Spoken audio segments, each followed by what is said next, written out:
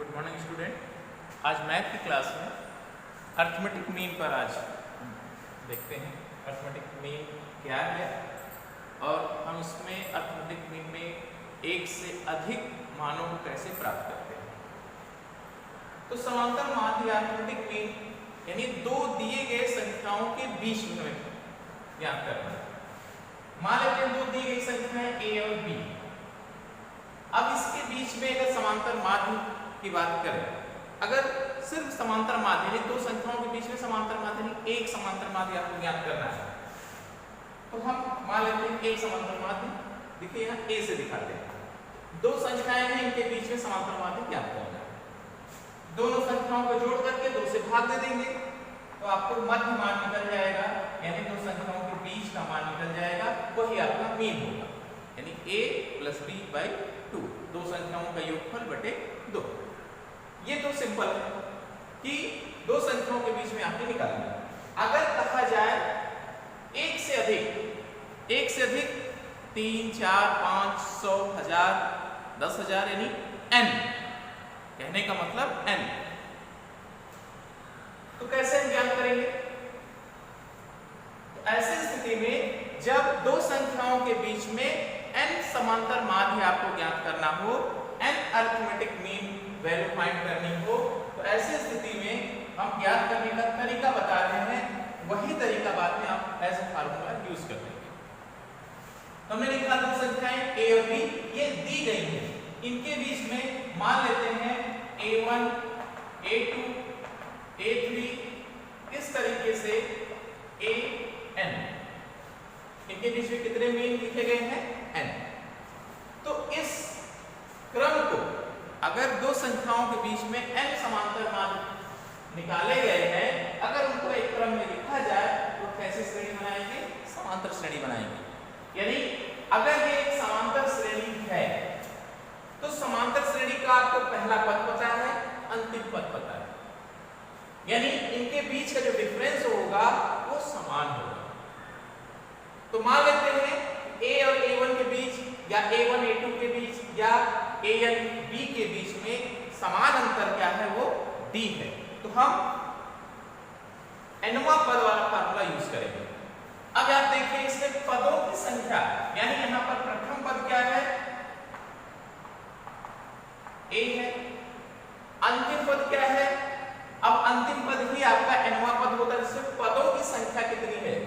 n mean है और दो पहले से दिए गए हैं, यानी जो पदों की संख्या है n+2 है, तो n+2वां पद क्या है? b। तो फार्मूला n+2वां पद के लिए प्रथम पद प्लस n-1, तो n की जगह पे n+2 - 1 इंटू d। ने कहा माना क्या है? सार्वंतर क्या है? d है, क्योंकि एक समांतर श्रेणी बन रही है जिसके बीच में अंतर भी समान होगा, तो हमने उसको क्या ले लिया? d ले लिया। अब n+2 पद का मान कितना है? b। b = a + n+1 into d, तो b - a/n+1 ये किसके इक्वल हो जाएगा? d के। आपका d निकल गया। अब इस d के ज्ञात होने से आप पहला, दूसरा, तीसरा, इस तरीके से जितने समांतर माध्य पद निकालने होंगे आप निकाल सकते हैं। क्यों? देखिए, क्योंकि a1 = a + d, पहले पद में d को जोड़ेंगे a1 निकल जाएगा, दूसरे पद को निकालना है a + 2d, तीसरा पद निकालना हो a + 3d, इस तरीके से अगर nवां पद निकालना है a + nd। हो गया। अब d की वैल्यू यहां से रख देंगे, इस तरीके से an = a1 के लिए a + b - a/n+1, a2 के लिए a + 2 b - a/n+1, an के लिए a + n b - a/n+1।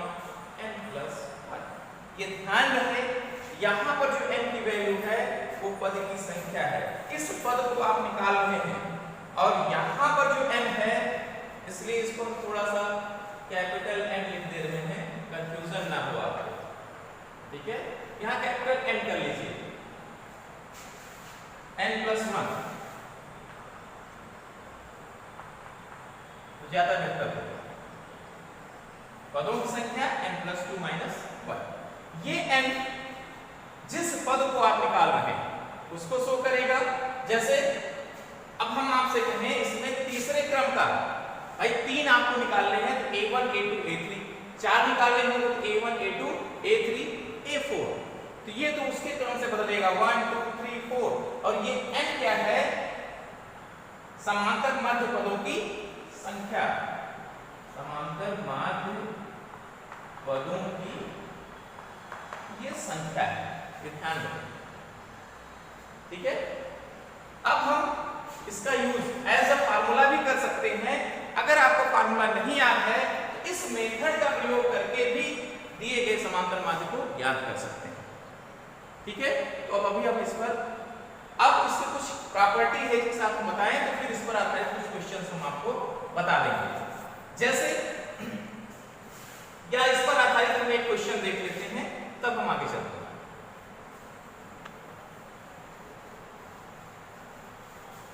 अगर हम एक एग्जांपल लें कि कैसे हम इसका यूज करते हैं, जैसे क्वेश्चन है 5 और 26 के बीच, 5 और 26 के बीच, अब आप मान लेते हैं 5 समांतर माध्य ज्ञान। इसी क्वेश्चन को घुमा के भी दे दिया जा सकता है, जैसे आपके एनसीईआरटी में क्वेश्चन है कि 5 और 26 के बीच 5 ऐसी संख्याएं ज्ञात कीजिए जिनको हम रखें, इनके बीच में रखा जाए तो वह समांतर श्रेणी के क्रम में बने। क्वेश्चन वही है, प्रश्न था एनसीईआरटी के रूप में आपके है कि 5 और 26 के बीच में 5 ऐसी संख्याएं ज्ञात कीजिए या 5 ऐसी संख्याएं रखिए इसके बीच में जिससे जो श्रेणी बने वो समांतर श्रेणी हो। इसी क्वेश्चन को हमने इसमें कर दिया कि 5 और 26 के बीच 5 समांतर माध्य ज्ञात कीजिए। 5 समांतर माध्य ज्ञात करके अगर इनके बीच में रखेंगे तो एक समांतर श्रेणी ही बनाएंगे। यानी समांतर माध्यों को अगर दो संख्याओं के बीच में रखा जाए तो उससे बनी हुई श्रेणी एक समांतर श्रेणी होती है।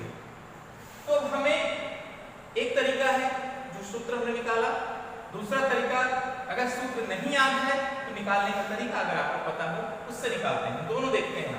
अगर हमें सूत्र पता है तो आपको पता है d ज्ञात करना होगा। d बराबर होता है b - a/n+1। सिर्फ d ज्ञात कर लीजिए, आपको सब निकल जाएगा। अब 5 और 26 के बीच कितने समांतर माध्य? 5, 1 2 3 4 5 और 26 बन गए। अब b क्या है? यहां पर a की वैल्यू 5 होगी और b की वैल्यू 26 होगी। n क्या है? जितने पद आपको निकालने हैं इस फार्मूले में रख दीजिए, तो d निकल जाएगा 26 - 5 21/6, ठीक है।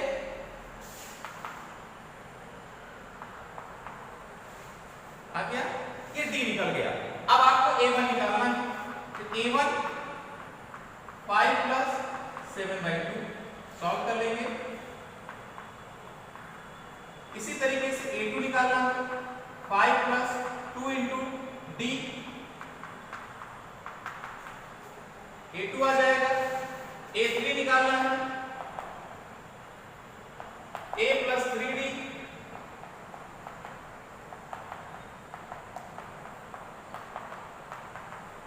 इस तरीके से a5 तक हम निकालें।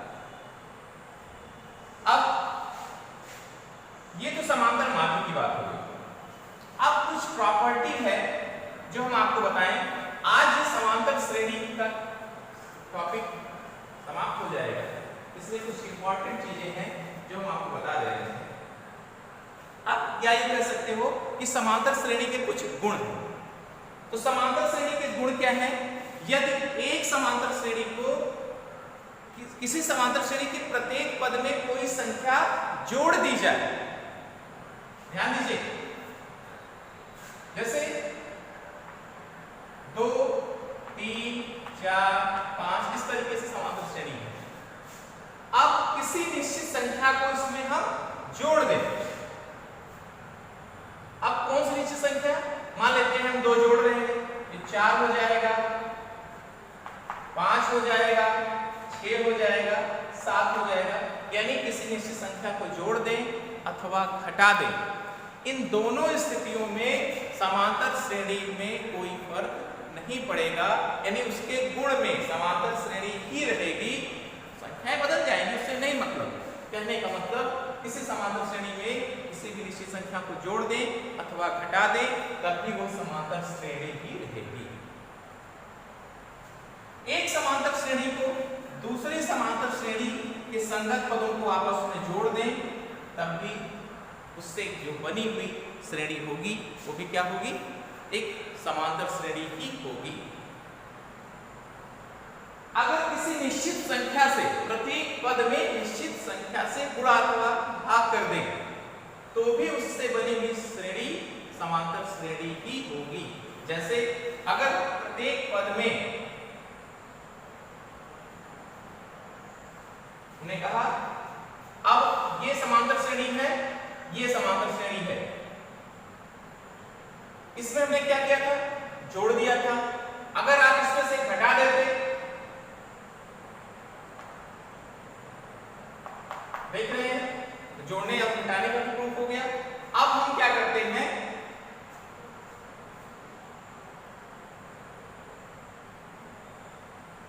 2 से गुणा करते हैं। हमने कहा था गुणा कर दें किसी निश्चित संख्या से, तो 2, 3 कुछ भी ले लो। अगर हम 3 लेते हैं तो ये 6 हो जाएगा, ये 9 हो जाएगा, ये 12 हो जाएगा, ये 15 हो जाएगा। तो 6, 3, 9, 9, 3, 12, 12, 3, 15। यानी प्रत्येक में कितने का अंतर है? 3, 3 का। किसी निश्चित संख्या से हमने गुणा कर दिया, तो भी इससे बनी हुई श्रेणी क्या है? एक समांतर श्रेणी ही है। अब अगर कोई श्रेणी समांतर श्रेणी है, अब अगर हम इसमें कहें कि किसी निश्चित संख्या से भाग दे दिया जाए, अगर ये श्रेणी दी गई होती और हम कहते इसमें प्रत्येक पद में 3 से भाग दे दीजिए, तो 6/3, 9/3, 12/3, 15/3 इस तरीके से जो भी श्रेणी होगी वो क्या बनेगी? एक समांतर श्रेणी ही बनेगी। कहने का मतलब किसी भी समांतर श्रेणी के प्रत्येक पद में कोई निश्चित संख्या जोड़ दी जाए, घटा दी जाए, गुणा कर दी जाए या भाग दे दिया जाए, तो भी इससे बनी हुई श्रेणी समांतर श्रेणी ही रहेगी। 2 समांतर श्रेणियों के संगत पदों को जोड़ दिया जाए अथवा घटा दिया जाए, तो भी उससे बनी हुई श्रेणी क्या होगी? समांतर श्रेणी होगी। एक चीज ध्यान रखिएगा, अगर 2 समांतर श्रेणी के संगत पदों को गुणा कर दिया जाए अथवा भाग कर दिया जाए, तो उससे बनी हुई श्रेणी समांतर श्रेणी नहीं होगी। ध्यान रखिए, ये पॉइंट नोट करिएगा कि 2 अलग-अलग समांतर श्रेणी हैं, उनके संगत पदों को जोड़ देते हैं अथवा घटा देते हैं, तो श्रेणी तो बनेगी समांतर श्रेणी। लेकिन अगर संगत पदों का गुणा कर दिया जाए अथवा भाग कर दिया जाए, तो बनी हुई श्रेणी समांतर श्रेणी नहीं होगी। एक चीज और नोट कर लीजिए, आप लोग ये सारी चीजें आप ध्यान में रखिएगा। यदि जैसे प्रश्न में आपको मिलता है, जैसे 3 क्रमागत समांतर श्रेणी की बात हो, किसी भी समांतर श्रेणी के 3 क्रमागत संख्याएं आपको चुनना पड़े संख्या प्रश्न में, तो आप a माइनस b, a और a प्लस d लीजिएगा। जैसे प्रश्न में होता है 3 क्रमागत संख्याओं का योगफल, समांतर श्रेणी के 3 क्रमागत संख्याओं का योगफल दिया रहता है। ऐसी स्थिति में 3 संख्याएं आप क्या चुनेंगे? a माइनस b, a और a प्लस d। अगर 4 संख्याओं की बात होती है तो a minus 3d, a minus 2d, a plus, और यहाँ a minus 3d, a minus d, और a प्लस d और a प्लस 3d लेते हैं। ये 4 संख्याओं के लिए है, ये 3 संख्या, ये 4 संख्या के लिए है। अगर आपको 5 संख्याएं लेनी हो तो a minus 3d, a minus 2d, a minus a minus 2d, a minus d, a plus d, a plus 2d, 1 2 3 4 ये लेते हैं। तो इससे ज्यादा नहीं होता। आप क्रम को ध्यान रखिएगा। इस समांतर श्रेणी की 3 संख्याओं का चुनाव करना होगा क्रमागत, a minus D, a plus D. 4 क्रमागत संख्याओं को चुनना होगा तो इस क्रम में, अगर 5 क्रमागत संख्याएं चुनना है तो इस क्रम में चुनते हैं। तो ये इन बातों को ध्यान रखेंगे तो आपकी जो सॉल्यूशन हो आसानी से मिल सकते हैं। तो अब ये मुख्य बातें थी, बस आज के लिए इतना ही। अब हम गुणोत्तर श्रेणी पर चर्चा करेंगे नेक्स्ट वीडियो में। धन्यवाद।